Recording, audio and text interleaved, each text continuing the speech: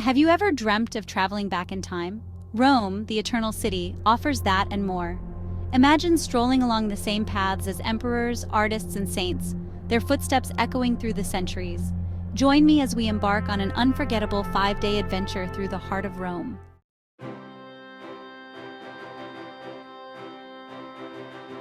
Our journey begins in the heart of ancient Rome, where we'll witness the grandeur of the Colosseum and the Roman Forum. Picture senators debating politics, merchants hawking their wares, and citizens going about their daily routines. Get ready to create memories that will last a lifetime as we unveil the secrets of the eternal city.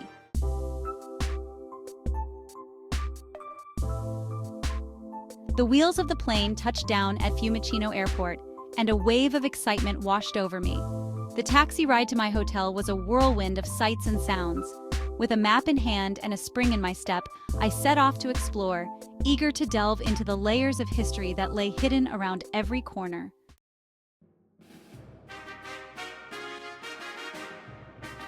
My first destination was none other than the Colosseum, the iconic symbol of Rome's imperial past. Joining a guided tour, I descended into the heart of the Colosseum, my footsteps light on the ancient stones. From the Colosseum, I wandered through the ruins of the Roman Forum, once the bustling center of Roman life.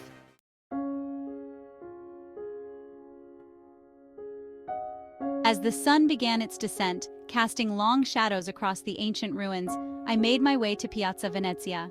Ascending to the top of the monument, I was rewarded with breathtaking panoramic views of Rome. My curiosity led me to the Bocca della Verita, housed in the portico of Santa Maria in Cosmedin. The legend intrigued me. Place your hand in the mouth and it would bite the hand of a liar. My final destination for the day was the charming neighborhood of Trastevere, a labyrinth of narrow cobblestone streets and ivy-clad buildings.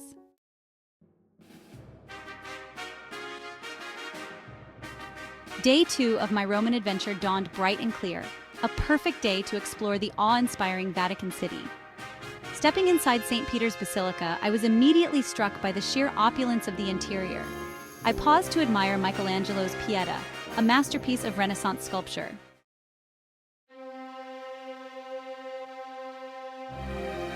My journey through St. Peter's Basilica culminated in an ascent to the top of the dome, a climb that promised breathtaking views of Rome. From my vantage point atop St. Peter's Dome, I felt a sense of awe and wonder at the vastness of history that had unfolded beneath these very skies. After soaking in the panoramic views, I descended from the dome and made my way towards the Vatican museums.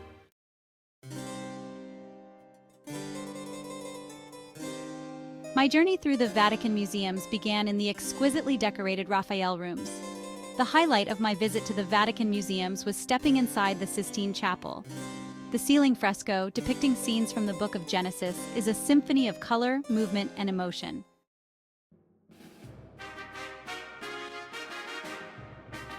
Day 3 of my Roman adventure was dedicated to exploring the spiritual heart of the city, the 4 major basilicas. My pilgrimage began at the Basilica of St. John Lateran, the Cathedral of Rome and the Pope's official ecclesiastical seat.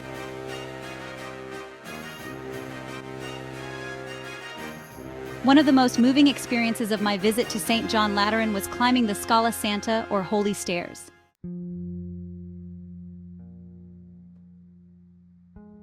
I joined the line of pilgrims and slowly ascended the Scala Santa on my knees, my heart heavy with emotion. Each step was a physical reminder of Christ's sacrifice and a testament to the enduring power of faith. As I reached the top of the stairs, I paused to catch my breath and reflect on the significance of the experience. From the Scala Santa, I made my way to the nearby Basilica of St. Mary Major, one of the oldest and most important churches in Rome dedicated to the Virgin Mary. The basilica's interior was a riot of color and ornamentation, a testament to centuries of artistic patronage. I marveled at the 5th-century mosaics that adorned the nave, their vibrant colors still gleaming after all these years. The basilica's most treasured relic is the Crib of Christ, several wooden boards believed to be part of the manger where Jesus was laid after his birth. As I exited St. Mary Major and stepped back out into the bustling streets of Rome, I couldn't help but feel a sense of peace and tranquility.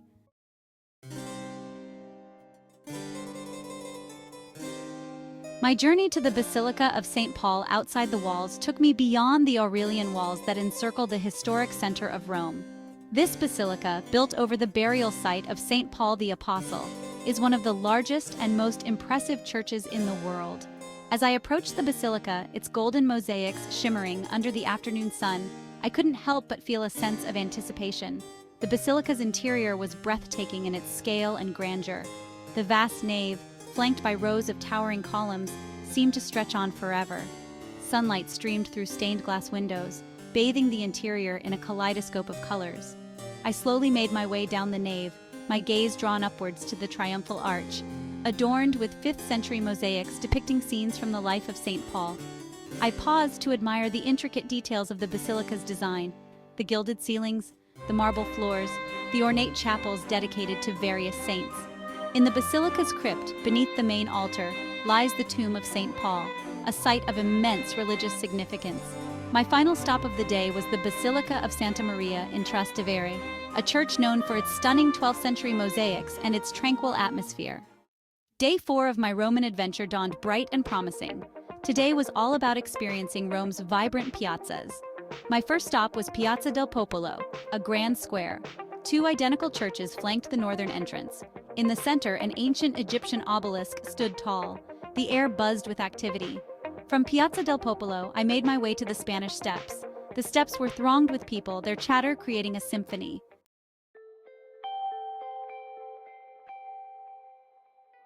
The climb up the Spanish Steps, while a bit tiring, was well worth the effort. From the top, I was rewarded with a breathtaking view of the city, its rooftops stretching out before me like an endless sea of terracotta tiles. I could see the dome of St. Peter's Basilica in the distance, a beacon of faith amidst the urban sprawl. The Spanish Steps themselves were a sight to behold, their cascading curves and elegant design a testament to the artistry of the 18th century architects who created them. The steps were adorned with flowers, their vibrant colors adding a touch of whimsy to the grand setting. I lingered at the top for a while, soaking up the view and enjoying the lively atmosphere. My next destination was the Trevi Fountain, arguably the most famous fountain in the world. As I approached the fountain, I was struck by its sheer size and opulence. The roar of the cascading water filled the air, creating a mesmerizing soundtrack to the scene. The fountain, a masterpiece of Baroque sculpture, depicts the mythical god Oceanus riding his chariot, surrounded by tritons and seahorses. I joined the throng of tourists gathered around the fountain, each of us eager to participate in the time-honored tradition of tossing a coin over our shoulder into the water. Legend has it that doing so ensures a return trip to Rome. I closed my eyes, made a wish, and tossed my coin into the fountain, its metallic clink echoing the hopes and dreams of countless visitors before me.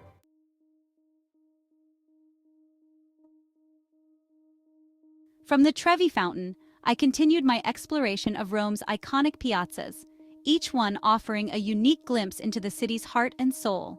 I strolled through Piazza Navona, admiring Bernini's Fountain of the Four Rivers, its dramatic sculptures representing the 4 major rivers of the world.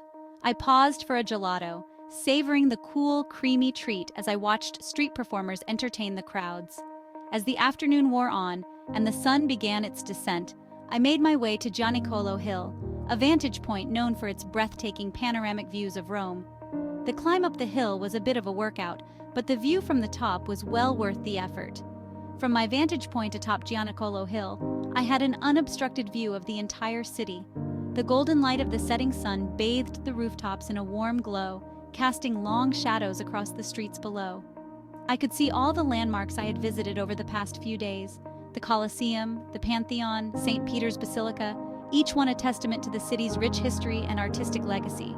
As I watched the sunset over Rome, I couldn't help but feel a sense of awe and wonder. This city, with its layers of history, its vibrant culture, and its undeniable beauty, had captured my heart.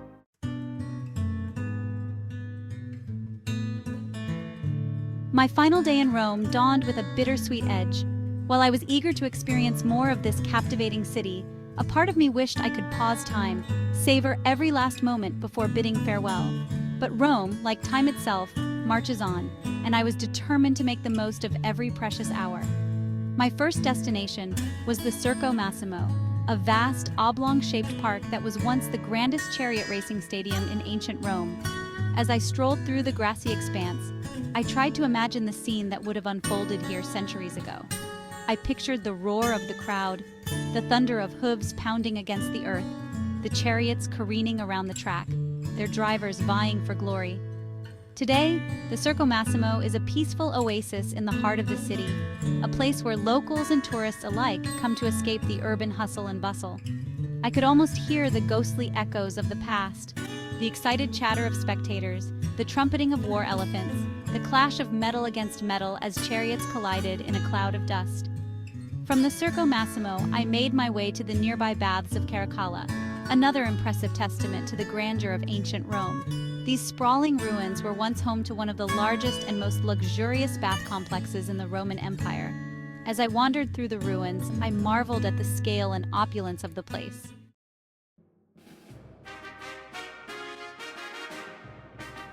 My final destination on this whirlwind Roman adventure was Castel Sant'Angelo, a towering cylindrical fortress that has stood guard over the city for centuries. This imposing structure, originally built as a mausoleum for the Roman Emperor Hadrian, has served many purposes throughout its long history: a papal fortress, a prison, and now a museum. I crossed the Ponte Sant'Angelo, a pedestrian bridge adorned with Baroque statues of angels, each one holding a symbol of Christ's Passion. As I approached the castle, its massive walls seemed to loom larger with every step. I entered through a narrow archway and found myself in a labyrinth of corridors, staircases, and courtyards. I spent the next few hours exploring the castle's many levels, each one offering a glimpse into a different era of Roman history.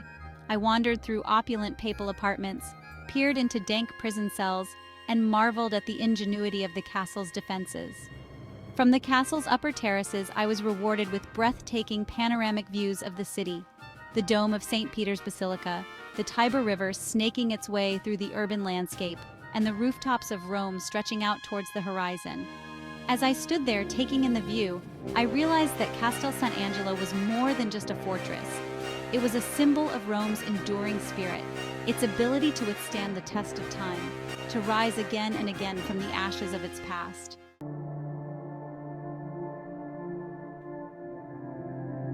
As the sun began its final descent, casting a warm glow over the city, I knew it was time to bid farewell to Rome.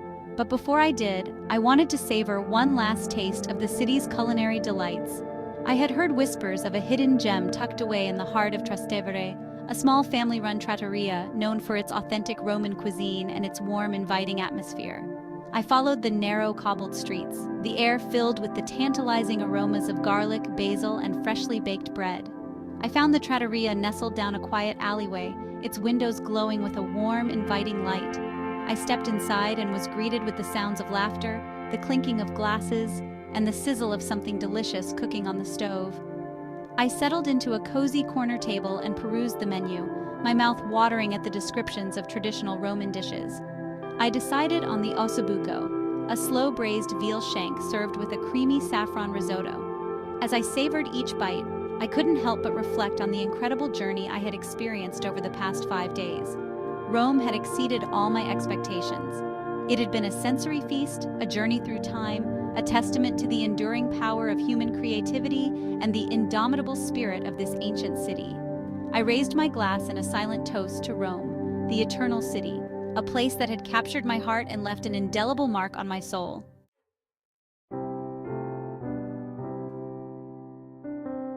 As my Roman adventure drew to a close, a bittersweet feeling washed over me. The sun was setting on my 5 days in the Eternal City, painting the sky in hues of orange, pink, and gold. The air was alive with the sounds of the city, a symphony of laughter, music, and the gentle hum of scooters. I stood at the edge of the Tiber River, its surface shimmering in the fading light. From the grandeur of the Colosseum to the artistry of the Vatican, Rome unveiled its treasures. I had walked in the footsteps of emperors and artists, their legacies etched into the city. As I boarded the plane, a sense of longing tugged at my heartstrings. Rome, the eternal city, had worked its magic on me, leaving an imprint on my soul.